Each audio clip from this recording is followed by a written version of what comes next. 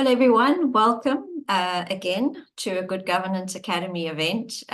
If you are new to the GGA, we host online webinars as a public good, and we leverage the Sustainable Development Goals 4 being quality education, and 17 being partnerships for the goals, or as we like to say, collaboration. So welcome. This is a collaborative event, and today we have our very own patron, Professor Mervyn King. And if you are online, please let us know where you're from. In the chat function, we have all of the functions online open today. So there are reactions. If you like what Prof King is saying, please clap your hands. There's the heart, there's a laughing emoji. Thank you so much. I see Gavin from Dubai is a regular with us. Thank you. And if you have any questions, please pop them in the Q&A so we don't miss them. But the chat is open. You can, we have the captions open as well. So if you are from a different language area, you're welcome to set the language to your preference and have the the translations at the bottom of your screen. That's fine. We are recording the event, and the recording will be available on the event page.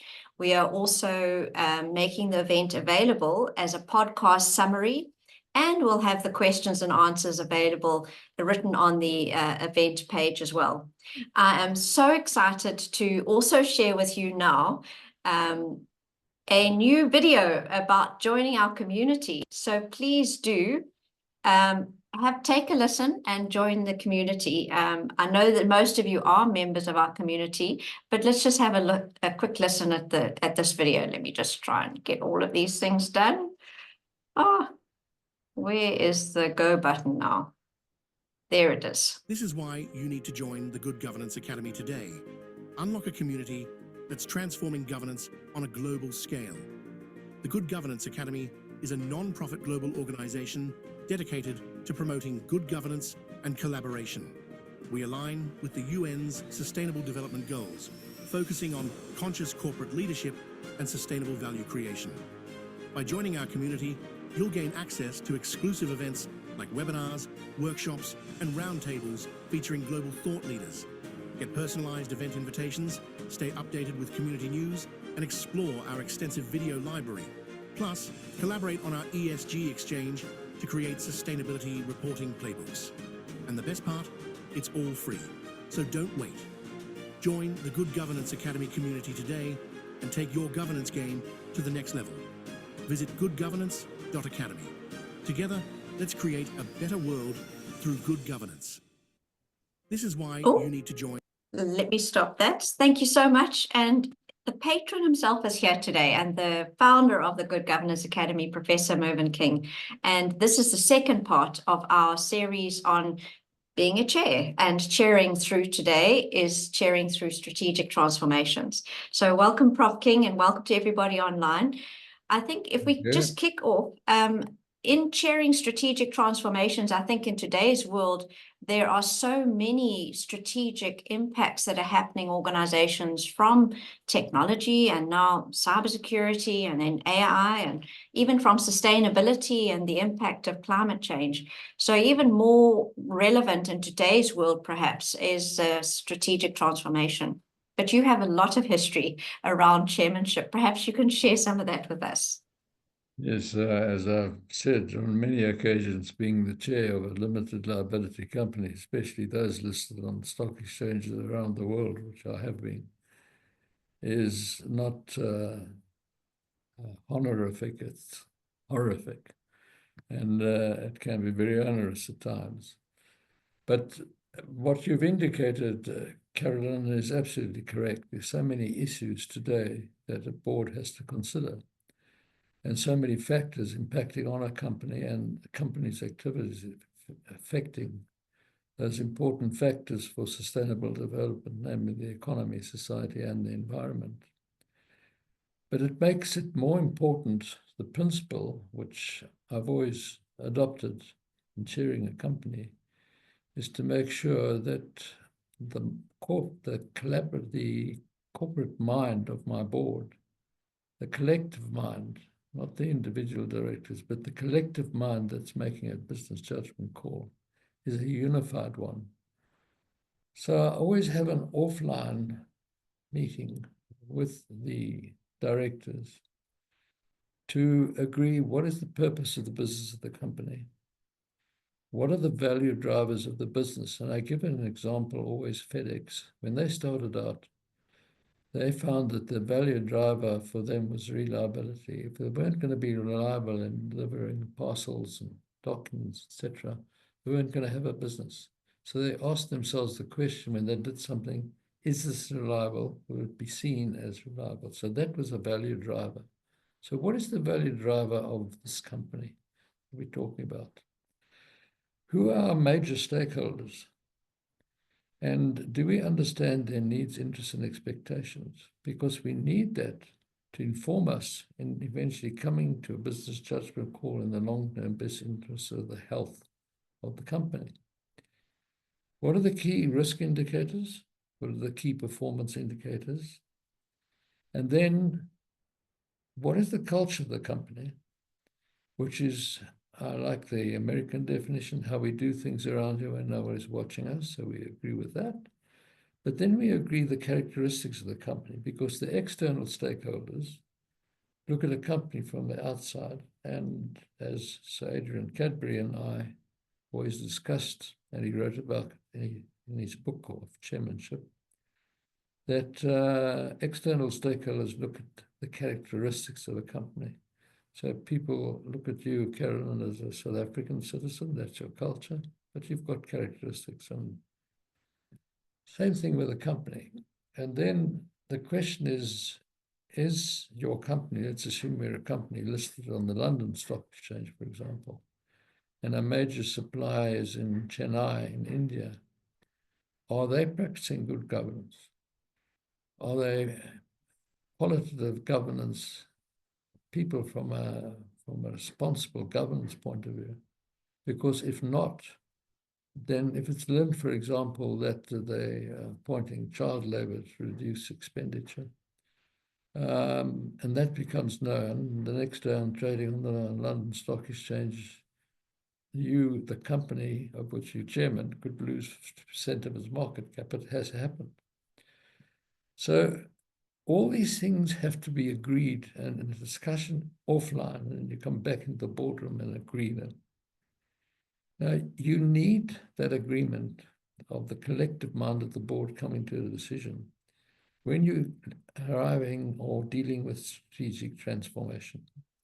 So you can take strategic transformation of anything, of the question of gender on boards, for example, or whatever it may be. But I would like to deal with something of, in reality, what actually happened with me as chair of the Frame Textile Group, which was the biggest textile group in the Southern Hemisphere at its peak. But what the late Philip Frame did, who was the chair, he, before his death, he drove the company on a basis of never getting rid of old plant and machinery. Now, plant and machinery is a critical factor in producing fabrics and yarns, etc. And there's always something being newly created in, for example, AI intelligence today would be used in creating new plant and machinery. And you have to keep up to date. He didn't. He took old plant and machinery, and in the unfortunate apartheid days, he put it into the so-called homelands, where he got subsidized wages. And so he made a very narrow margin, but he never got rid of the old plant. And he did the same thing in Malawi, Zimbabwe, Zambia. So old plant and machinery went to these places where he got a subsidization for wages, and he made a thin margin. Well, clearly not a sustainable practice or strategy. And when apartheid was coming to an end, it clearly was not sustainable. And I became the chair of the company when it was really in trouble. And I became the chair because I'd been one of the legal advisors to the group and to Mr. Frame himself. And I became a trustee of his trust on his death. And he had said that nothing should be changed in regard to plant and machinery. And he appointed 3 people as joint managing directors who were, with respect to them, naysayers to Mr. Frame and followed whatever he said without question. It's like Mr. Trump these days with these henchmen. And so they would never change plant and machinery.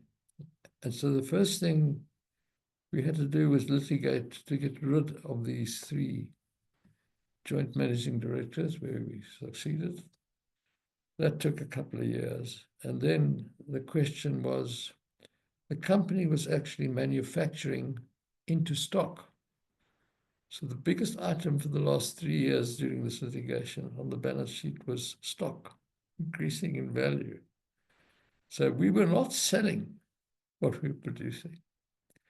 And we were, with the stock increase, it was problematic because tariffs were being reduced, really similar to the problems executives are facing today, by the then South African government. And the Eastern fabric tigers were pushing their fabrics into South Africa cheaper than we could produce them. So it was a huge problem. So what to do about that? Well, the first thing was the chief executive, and the relationship with the chairman is absolutely critical in these circumstances. Because if you are a listed company, which the Frame Group was, the chief executive can't share confidential information, not even with pillow talk with his spouse, for example, because he commits an offense under the insider trading provisions. His confidant is the chair. And if the relationship between chair and chief executive breaks down, you've got a huge problem. So you go offline. The chair and the chief executive goes offline, which I did, the Frame Group. And we asked, what are the organizational goals that we need to achieve to try and correct the situation? And these were they.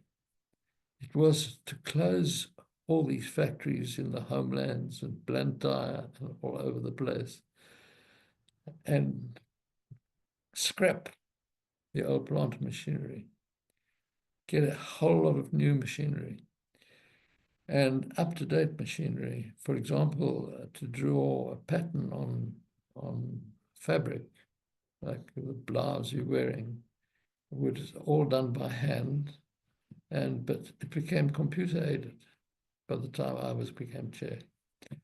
And you didn't need 17 artists drawing your design of your blouse. It could be done very quickly on a computer-aided system. So all this had to be changed, but the chief executive and I went offline and discussed it. And what are we going to do? What we were going to... Our plan was, and these were the organizational goals, to close these subsidized factories from Blantyre down to Cape Town. Move from 32,000 employees to 4,500 employees. That was the goal. Replace the weaving sheds with absolute modern weaving equipment. Replace the jean fabric situation, which consumed a lot of water, to something that's actually saving water. Then the spinning mills was another issue.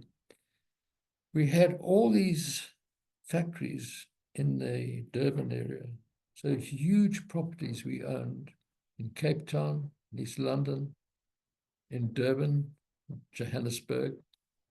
So in South Africa alone, we had a property empire, but we sold properties in Malawi, Zambia, Zimbabwe, and they closed factories.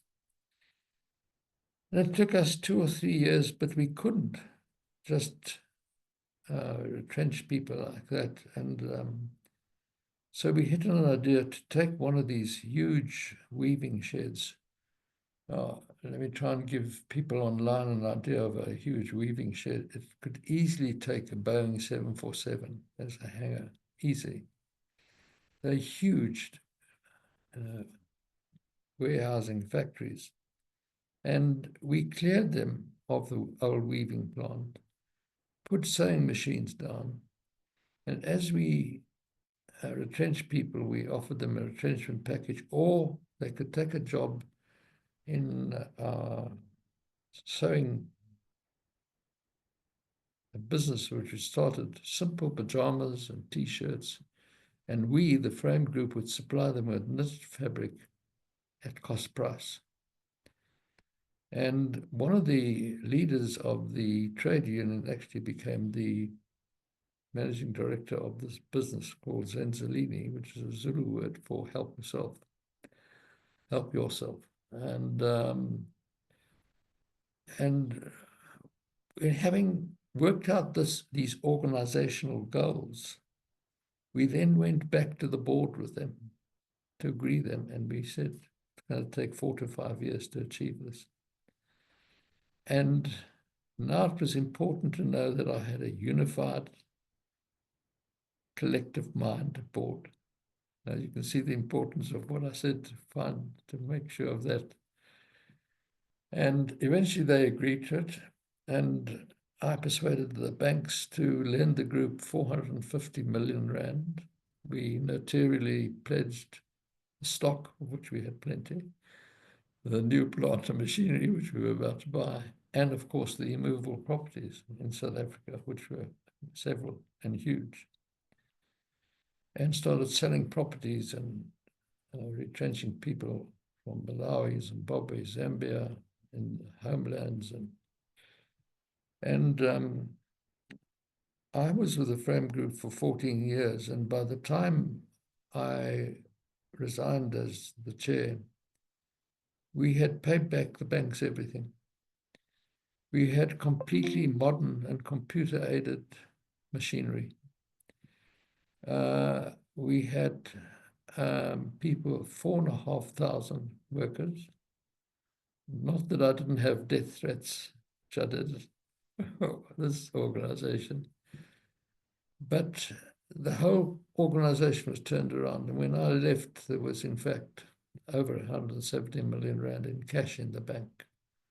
And creditors all paid, and banks repaid, and the business was trading successfully and trades to this day, but refocused back into Durban, where it was originally from. And everything could be, and we could produce the same quantity of fabric and yarn with a new plant in fewer warehouses. And we formed then a separate property company, which we started dealing with property, letting off property and cutting it into pieces to let off, and offices, etc. So a separate property business in itself. And so these organizational goals were achieved through this strategic transformation. It started with the chief executive and I, who we had a fantastic relationship, agreeing on it, taking it back to the board, discussing it, agreeing to the organizational goals. Now, when you have agreed those organizational goals, you then have to have strategies. So that's the what, but how are you going to achieve it? Now comes the strategic issues. And strategically, we had in our boardroom in Durban, a big whiteboard. We had at the top the organizational goals, and then the strategies. And the strategies have to be flexible, because things happen that you couldn't have anticipated in your discussions, and you might need to change things in the strategies going forward. But never stop those organizational goals, your end game, what you want to achieve, you've got to keep those in mind all the time and drive the company to see it. And it takes a lot of pain and suffering, mental and otherwise. And but we did it, and it took 4 to 5 years to achieve it. And so strategic transformation of whatever kind, Carol, be it changing your computer-aided tools in the company, then, well, it takes strategy to do it, but you've made the organizational goal of changing to a company that's, let's say, not computer-aided, which the Frame Group was not, one being computer-aided. And I'm sure today they're using AI tools, which I don't know, but I'm sure they are. So you've got your organizational goals, on top which was to reduce the number of people, close factories outside of the Durban area, form a separate property company for the properties that were left in South Africa, and start a property business, which we did. And so all these organizational goals were achieved, and there were strategies underneath them. And these strategies from time to time were changed. We agreed to change certain things from time to time. But in the end, we achieved our organizational. Yeah. So that's an actual example that I lived through. And I always say, I've got several degrees and doctorates and professorships, not only locally, but overseas as well. Nothing that I studied could have taught me what I learned in those 14 years in achieving those organizational goals and dealing with that strategic transformation. Did you chair Frame Group for 14 years to do that? Yeah. Wow, so much stands out for me. First of all, well, you don't have you might have lots of degrees and honorary professorships, but you don't have a degree in textiles and manufacturing textiles. So I'm just thinking about the technology requirements and in terms of AI. I don't see today many chairs taking that active interest in, or even understanding the technologies that they are busy transforming. What was the learning curve for you in trying to get your hands around the technology changes in the textiles? Fantastic. And my chief executive was a very experienced textile man. He was born in Austria and just on the border of Italy. He spoke German, English, and Italian fluently. And I'll never forget when we went to, our major plant supply was in Switzerland. And he said, I've got to take you to my favorite restaurant for lunch. Always call me Chair. I said, okay, Walter, let's go. So we went just across the border. And in those days, I just held up my South African passport and flashed the border into Italy. And we went to this fantastic restaurant looking down over this beautiful lake. And he introduced me to all these wonderful salamis and things at this restaurant. I'll never forget that day. But when we were traveling together and talking to our machine suppliers, who were Swiss, Sulzer, S-U-L-Z-E-R, and they called the new plant of machinery in Durban Sulzerland, because it was all Sulzer plant and machinery. And it was we, through our organization goals, which we wanted to achieve, actually changed the way some of the machines were made in order to achieve our organizational goals. Wow. I had to have an understanding of the making of fabrics and yarn spinning and various things. And so I became a bit of an engineer at the same time. But that's why I say I think you could do 5 MBAs and you wouldn't have learned what I learned, especially in those first 4 or 5 years, and then cheering the thing to success. And and And then now the other thing, starting sorry. a private equity business called Bright. But anyway, it's another story. Yes, that's another one. But the 14 years, what do you think now of the 9-year limit in terms of, so after 9 years, directors no longer seen to be independent. How would Yes. that play into that? Well, I, at the time, it was a question whether I was chairing the company as a non-executive, but I was working almost on a daily basis with the chief executive. And his agonies and then, of course, there are some of the other senior executives. So every Monday morning I was on the red-eye flight to Durban, and every Friday night I was on the last flight back from Durban to Johannesburg. And I had a permanent suite at the Maharani Hotel in Durban.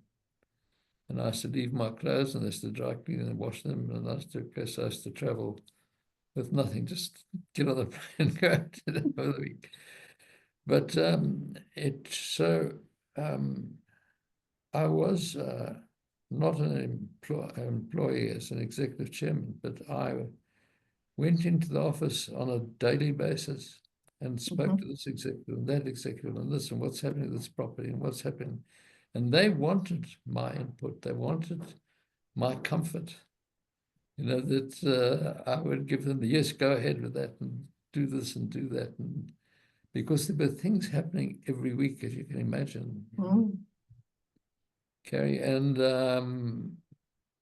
so it was an exciting job for me, but it was horrific.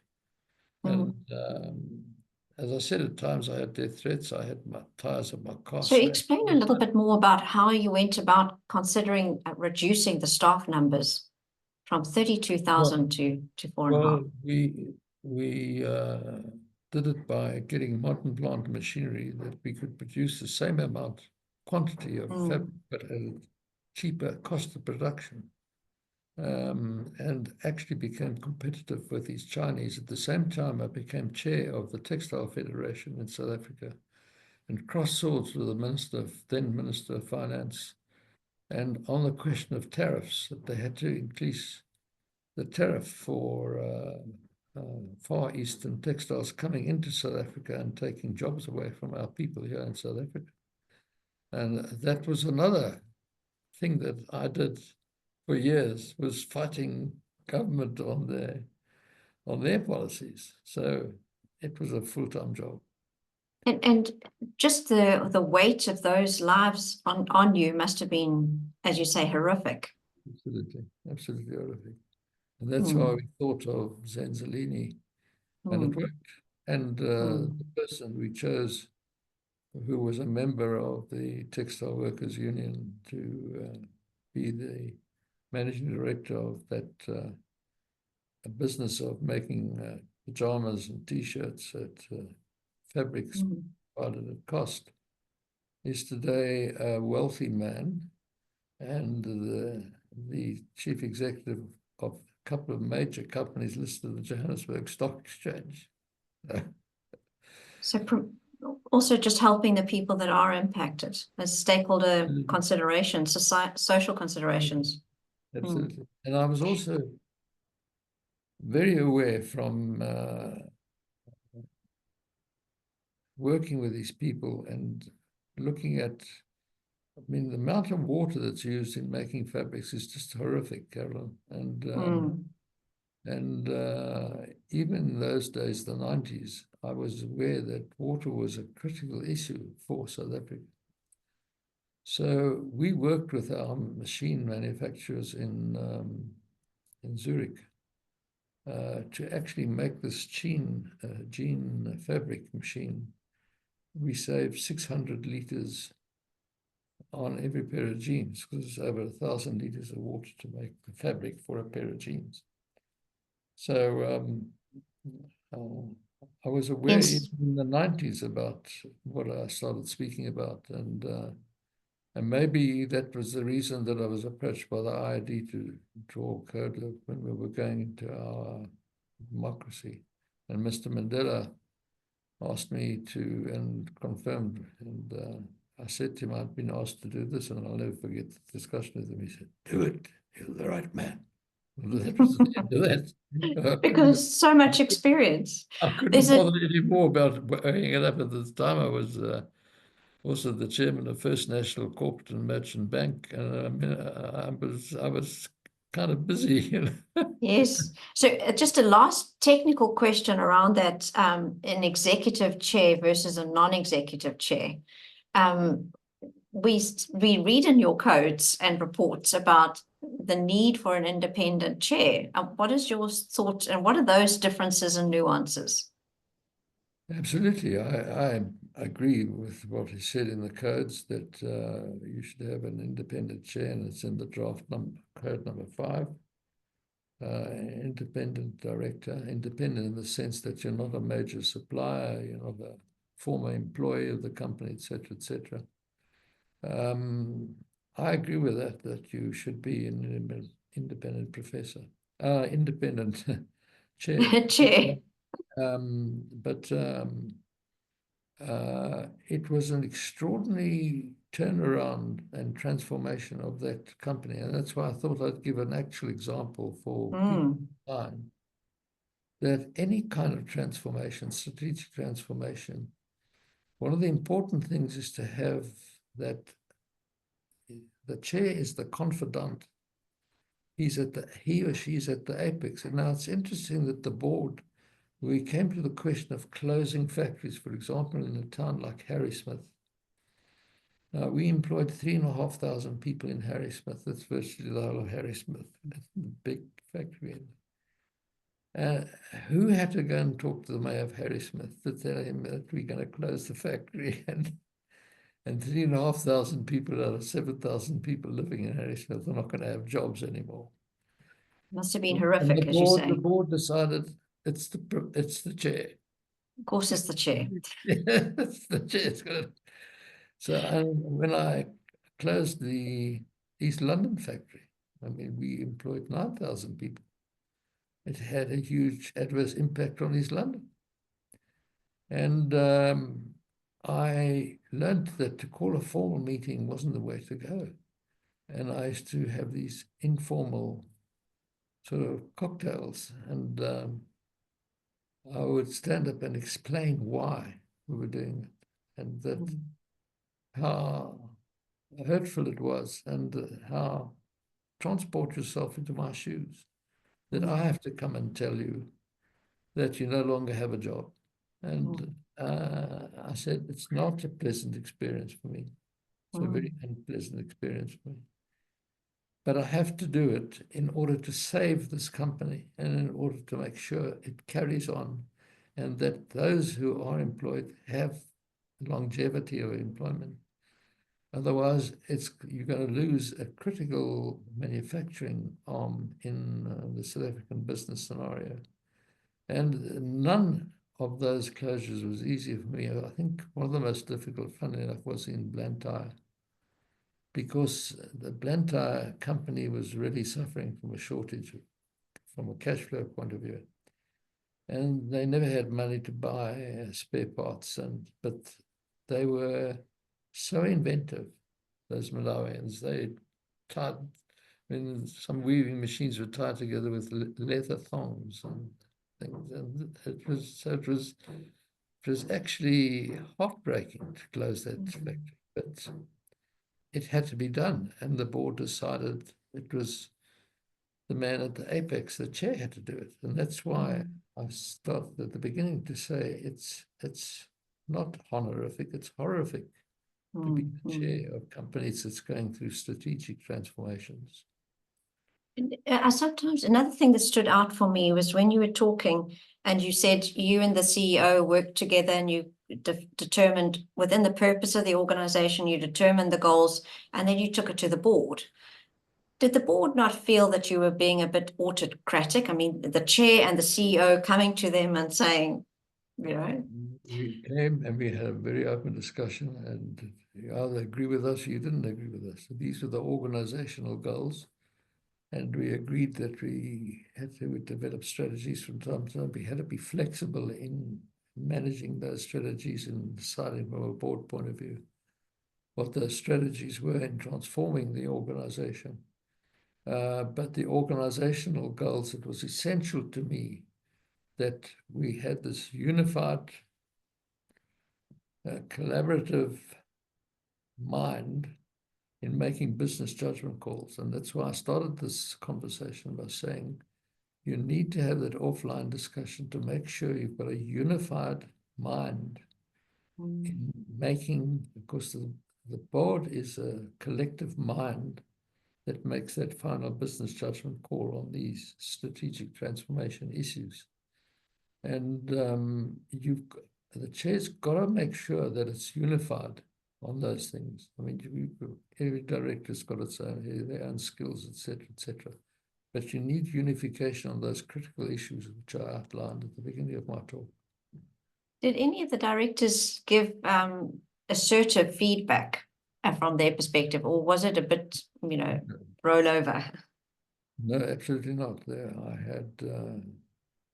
You must remember, I had on my board the chair of two of the leading law firms in South Africa, Worksmans and Bowman Gilfillan, it was then, now Bowman's, on my board. I had a leading accountant on my board. There were really, it was a strong board, and people asserted themselves, especially the leader of then Bowman Gilfillan, who was the doyen of one of the doyens of the legal profession in South Africa. So it was a very strong board. And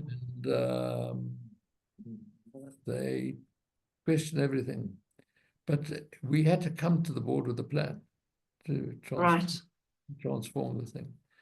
But I had to make sure that I had a unified collective mind that was going to apply its mind to make that business judgment call to carry it forward. Well, something like this, I often see that boards then create like a strategic committee to then oversee strategy, specifically when it's big, large transactions involved, etc. What is your thought about using a strategic committee of the board? Well, you can do it, but the board can never rubber stamp what the committee decides, because you can delegate, but you cannot abdicate your responsibility. And it's the responsibility of the board, that strategic transformation. And when something goes wrong, notice I didn't say if, when something goes wrong, who's to blame? Not the strategic committee, the board. And so you've got to interrogate what the committee comes with and satisfy yourself, yes, no, the strategy I think is a good one, bad one, etc. And the board has to approve it, absolutely. But just don't rubber stamp what's brought to you by committees, social and ethics committees, audit committees, whatever. Interrogate, apply your mind, original intellectual thinking, and make that decision in the best long-term interest of the health of the company. But Thank you. It's a rubber stamp from, I'll never forget, in my capacity as senior counsel, I was consulted by a well-known company listed on the Johannesburg Stock Exchange, where one of the executives was given the job of finding a building for their new head office. And they gave him, the company had given him the authority to buy it, and he bought this building, but it found they couldn't lay optics in the building, and they couldn't get it in for the computer age we were entering into. And who got the blame for it? The board. Not because they had approved it. Not Mr. X, who they'd given the authority to go and do it. And a very good example, you can't delegate that and forget that you've got the responsibility, so you can delegate. Now, if he brought back to the board, I would assume at least one or more of the directors would have asked, but we're going into the computer age, is this building ready for optic fiber, etc., etc. So you mentioned that as you say, going into the computer age, you were chairing an organization, a company that did a massive technology transformation, didn't it? Absolutely. I mean, we had Waverley Blankets was.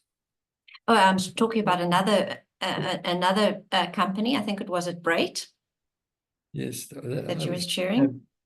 after the frame group. I chaired Brait, which became the biggest private equity company on the African continent. In our first capital raising, we raised $420 million US. I'm going back to, Wow. I think it was 1998. Did I read in your book there that there was a big IT transformation there? Yes, absolutely. And so now you had to learn all about IT, and to chair something, you really have to know the topic, right? You have to understand it. And tell us a little bit about that transformation. Well, it took a lot of learning to carry, and as you know, I'm still there. And you are an expert, and I don't regard myself as an expert at all. But you have to learn these things, and you have to familiarize yourself with them. And otherwise, I don't think you're making a proper contribution at the board level. So you've got to get your head around these things and start realizing. I mean, try and run a company today that hasn't not using computer-aided issues. I was telling you about Waverley Blankets. I always said we made them too well. And I'll never forget, my mother-in-law went to them for lunch on a Sunday, and I saw hanging on the washing line a blanket. And I looked, and I said, oh, this is a Waverley blanket. It's made by the frame group. My mother-in-law said to me, yes, we got it as a wedding present. I said, how long have you had this blanket? She said, 42 years. So, and I said, how often do you wash it? She said, once a month.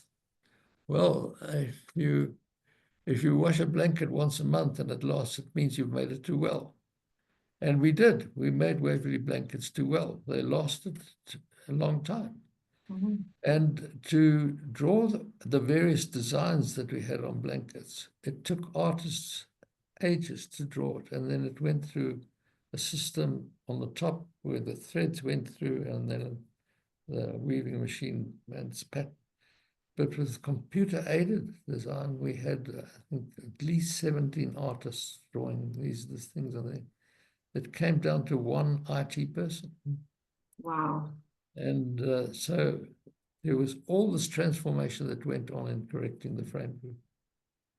Pretty much every aspect, because then now you've got new internal controls as opposed to every aspect. Absolutely.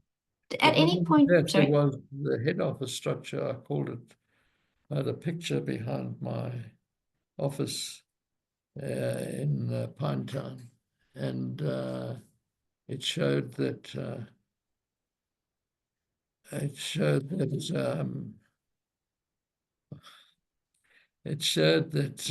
the head office structure, we had about 92 companies in the head office structure. And what Mr. Frame did, they each had different year ends, which meant paying of tax was at a different year end. But he had about 30 people invoicing and invoicing. So I showed the structure behind it. It looked like spaghetti, in the bowl. And I had to go through cleaning that up and just cleaning the structure. So you had the whole co into subsidiary Waverley Blankets, for example, other things, property company, etc., etc. And so you had to learn these things. And the other interesting thing was, I'll never forget that my paternal grandparents had a little farming lot in Clarence in the Free State. And those Lesotho horsemen used to ride around with their Waverley blankets on their back. And I was thought, beautiful blankets. Little did I know one day that I'd be the chairman of the company making those blankets. And Wow. yeah. Did at any point did you feel that you had to be autocratic to make sure that change happened, that things were realized? Not autocratic, but you had to be hard. I mean, I actually terminated the employment of two of the nephew and a son-in-law of the late Philip Frank, their employment. You can imagine that scenario. But I had to do it. It was hard, but I had to do it because they just were not competent and not doing. They were there because Philip Frame, they were family, and it was despotic, and I wasn't having it, and it couldn't continue. It wasn't right. Mm. So To just jump, yeah. It wasn't easy, but you had to do it. Mm.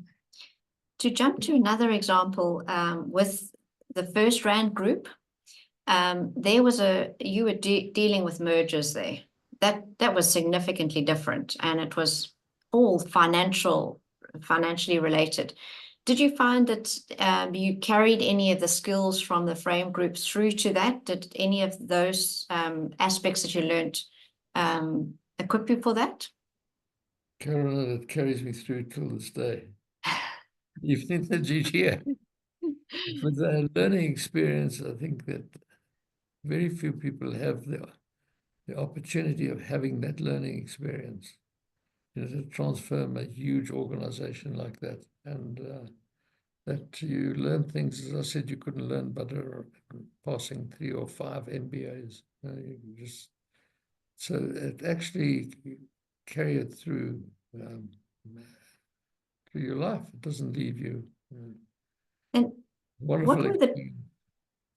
what were the differences? What new things besides the actual industry? What new lessons did you learn through a merger as opposed to a, almost internal transformation? What I learned is that you can have a merger, which is, let's say, equal equity merger, but there's always a dominant party. That you never have a situation where you have equality in a merger. There's always comes through a dominant party. So you've got to look at the aspects of and what you're integrating and what you want to preserve, that you actually have to write in that agreement of merger, because if not, that dominant party takes over and things change. And there has never been involved in a merger where there hasn't eventually been a dominant party in that merger. And so you've got to think beforehand what will happen, when that party becomes. And somebody just put a merger of equals as a myth, and it's absolutely right. It doesn't happen. There's always a dominant party comes through. Promise asks here, in the path of trying to achieve transformation, can a CEO who is independent in conduct remain a chair of the board or of the audit committee? No. No. Certainly shouldn't be the chair of the audit committee. He should be the chair of the board, because he needs that confidant to talk to all the time. And it can only be the chair, not even his fellow directors sometimes, because maybe he's got a problem with one of his fellow executives, not directors, fellow executives. And that did happen. Walter came to me and spoke about the incompetence of certain people and blah, blah, blah. So we had to deal with that.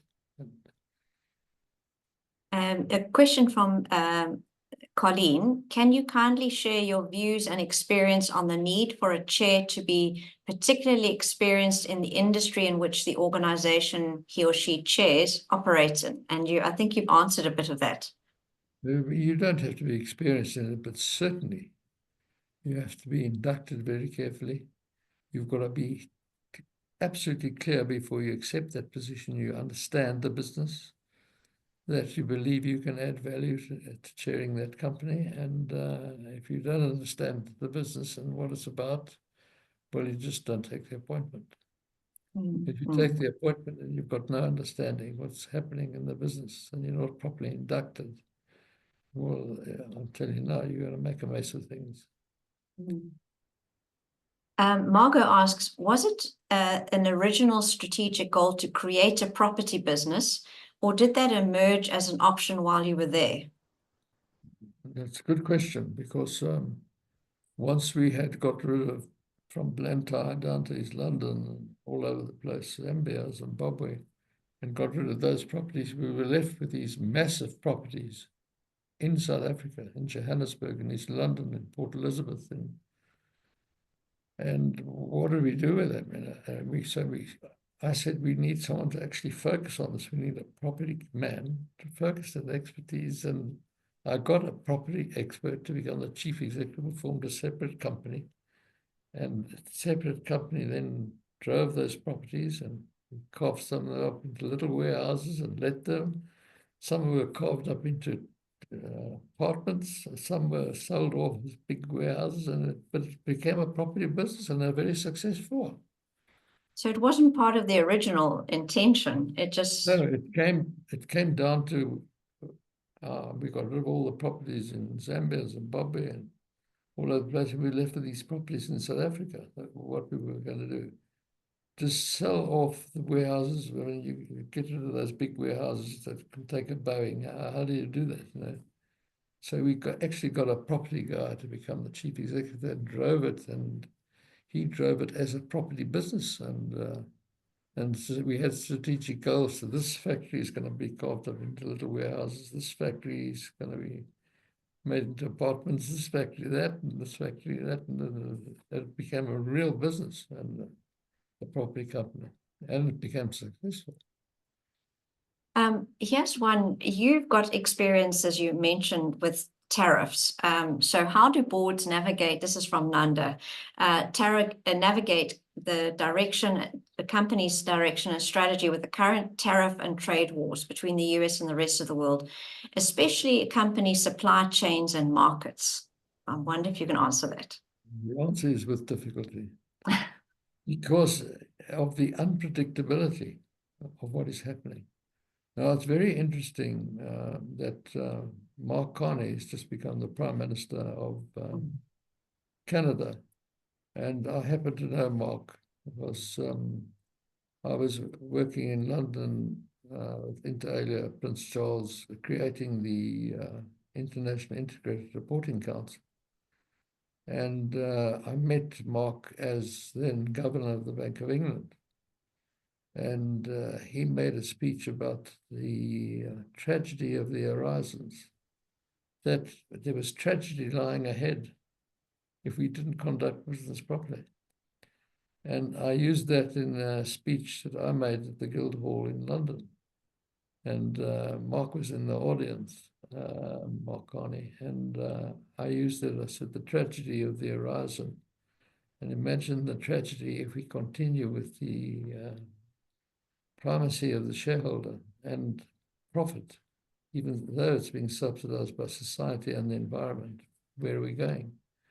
And property business at the junction of the economy, society, and the environment. You've got to make decisions through those three prisms to get sustainable development. And we've now got the development goals, and are we going to achieve them? And we should be thinking about them.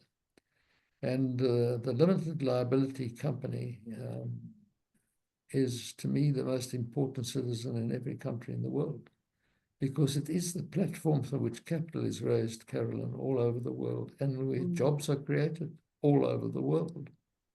So the concept of companies goes back to 1652 with the Dutch East Indies Company, but really became crystallized between 1840 and 1855 in the United Kingdom, when the Limited Liability Act was passed in 1855.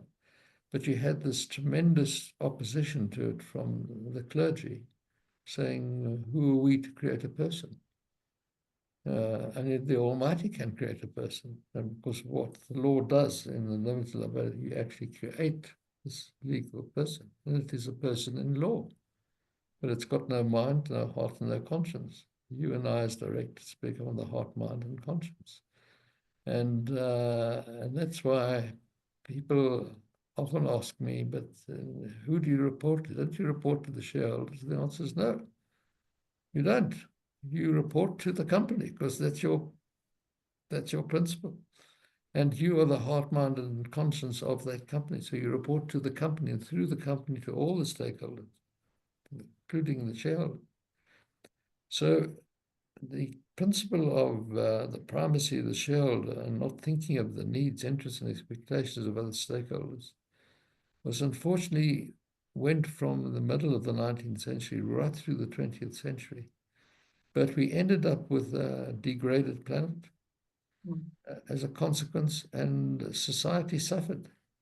And so even when I still practiced as a senior counsel, I was involved in a case, for example, where people clocked in at this manufacturing company. Funny enough, it was a clothing manufacturing business. Now, if you deal with cotton, the fiber rises. It's so fine, it rises, and it sticks up in the ceiling. And if there's a wind or something, they start rubbing together, it actually starts becoming inflammable. And the fire broke out, and the chief executive made sure his workers worked there 8 hours because he locked the doors. As after the doors were locked. And 3 people were killed, but 2 were burnt and 1 jumped out of the second floor building. And so that's an example how the contribution that society made. And you can go on and on with horrific stories about how society subsidized that increased profit, believing it was you had to increase the profit, and the criteria for success was increased profit, increased share price, increased dividends. So Mark Carney's speech was revolutionary at that point. Tragedy of the horizons, and I used it often. And Mark was in the audience once when I used it to say it's absolute. We don't get this integration of the financial and the non-financial together. We're going to have the tragedy that's already, it's here. It's not on the horizon, it's here. It's happening. Planet is absolutely degraded. Society has not treated in order to reduce costs, for example, child labor. So you have humanitarian issues in that social framework. And these things had to change. And so I had all this experience when I was appointed as chairman at the United Nations on governance and oversight. And there I learned much more of what was happening. So when I was in 1992, I was asked to draw a code of conduct for directors in our new country from unequal opportunity to equal opportunity. I knew to myself that if I came out with a code based on the primacy of the shareholder, it would, in today's Bell Pottinger language, be seen as white monopolistic capital and would have been rejected. So I had people on my board, which was representative of our new nation from a racial point of view. But I had some of the diehards on the board as well. And I had to, they unwittingly became turned around into thinking about the needs, interests, and expectations of the stakeholders.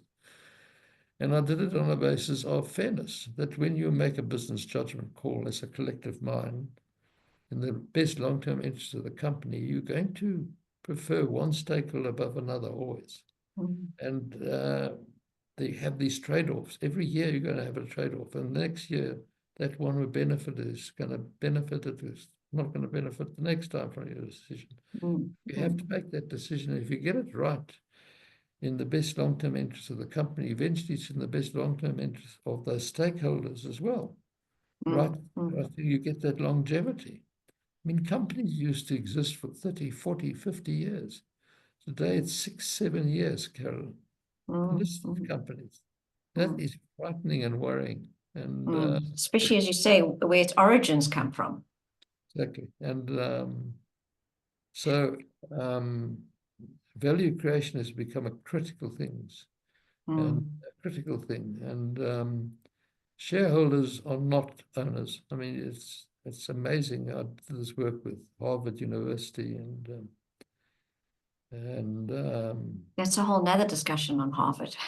yeah, and we did fantastic work. It was that we came out with what are the attributes of ownership. The ownership is you can, if you own a pen, you can break it, you can throw it away, you can give it to me, you can do what you like. But as a shareholder, can you go in and take a pen out of a company and give it to your child to use? The answer is no. Why? Because it's an asset of the company and it's a theft. You've just committed a theft, even though you are the controlling shareholder. You commit a theft. So you've got none of the attributes of ownership. And yet, right through the 20th century, we looked at the shareholders as the owners of the company.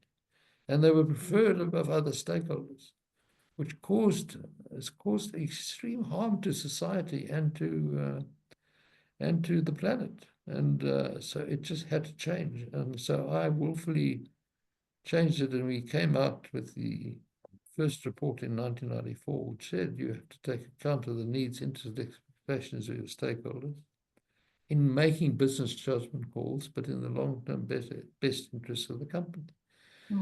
It is a matter of fairness. You had to be in a position to explain to a stakeholder why you'd made this decision, which was harmful to him, her, or it, and maybe in the next year. And that's what you had to do with the frame group.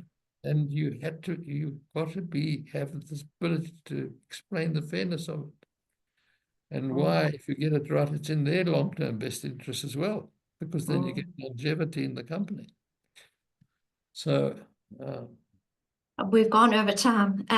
There's just so much more to ask. I see a fabulous question by Charlie. It helps. I wanted to ask a question around, what do you do after your 14 years? How did you know to step down? But we've run out of time. So we are going to have another session as part of our Taking the Helm series of webinars with you, and we'll ask those questions then. But thank you very much, Prof King, for joining us today. Everybody I see, yes, has loved it. And online. And we are actually going to have a fireside chat with you next week with Dr. Danny Davis, where we're going to be talking about integrated thinking that you came through your International Integrated Reporting Council. And Future Better is the name of the webinar next week. So we'll see everybody else online then, and I will see you in that fireside chat. So thank you very much, everyone, for joining us. And we'll see you next week. Thank you, everyone. Thank you, Carolyn. Thank you. Pleasure.